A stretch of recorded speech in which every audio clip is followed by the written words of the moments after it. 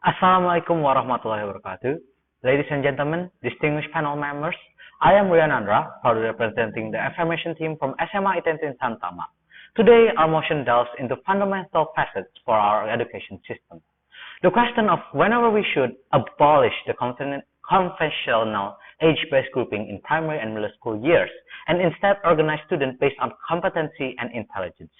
Before we explore this pivotal issue in depth, let us establish a clear definition and boundaries for our debate. We are specifically addressing the formal education of primary and middle school age children, and our proposal does not extend beyond this scope. As we acknowledge, the primary aim of our education system is to nurture intellectual growth of future generations.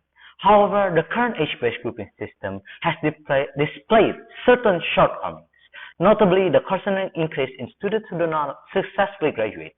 In Indonesia, for instance, as students transition from primary to middle school, there is a significant drop in the number of students who successfully progress to the next grade. So what is our burden today in this debate? We must demonstrate that implementing an ability-based education system, which puts importance in cognitive abilities and intelligence rather than age, ensures a positive impact on age students. Let us now present our compelling arguments. First, facilitating effective teaching. In an ability-based education system, students are grouped based on their competency, and intelligence.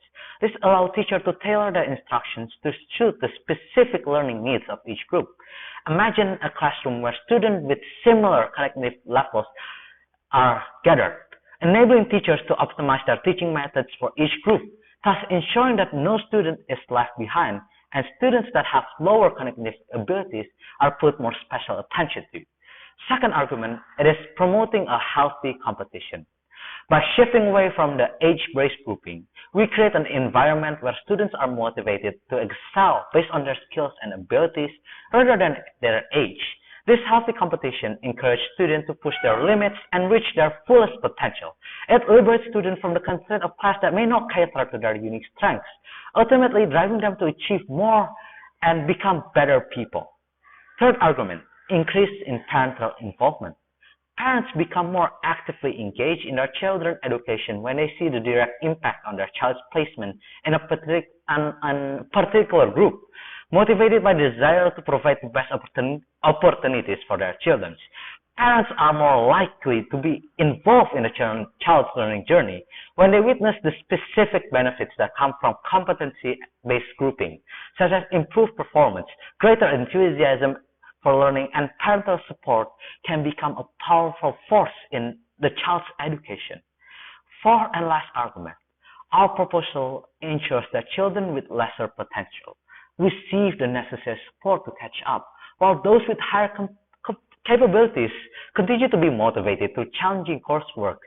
This system is about ensuring every child's unique abilities and addressing their specific learning needs, rather than subjecting them to a one-size-fits-all approach that age-based grouping often entails. Now let's explore our proposed solution to implement this change effectively. First is by implementing IQ testing. Administering IQ tests to determine the competency and intelligence level of each student. This initial assessment will help identify the most appropriate group for them and how they think and how fast do they think. It is really important for us to ensure that there are good IQ testing. Second, comprehensive evaluation. Supplementing IQ tests with scholastic, literacy, and numeracy assessment to create a holistic picture of students' ability. This multifaceted evaluation will ensure that we have comprehensive understanding of each child's potential and each child's shortcomings. And thirdly, personalized learning path. If a student falls behind people usually is and the other people, then those students will be placed in informal education that best match their abilities, because maybe their abilities are not in a group where education is the first and foremost. Maybe their education is better suited for sports, arts, maybe something like that. In conclusion, esteemed panel members, We have successfully argued that implementing an ability-based education system will bring a positive effect for each student, leading to a successful, fulfilling educational journey. As we seek an education system that maximizes the potential of our youth, I implore you to support our motion. Remember, the quality of a nation is dictated by the quality of its people, and the quality of its people is dictated by the quality of the education they receive. By embracing an educational approach that promotes individual ability and healthy competition while not leaving behind those with lesser abilities, we can achieve a superior education for our nation and its people. People with higher education abilities are motivated by competition. People with lower education abilities, they are put with special attention to, are put in a group where education are most pushed. And people with special needs or people with focus that is not education that they need to focus on are put in a school, an informal school that are better suited for them.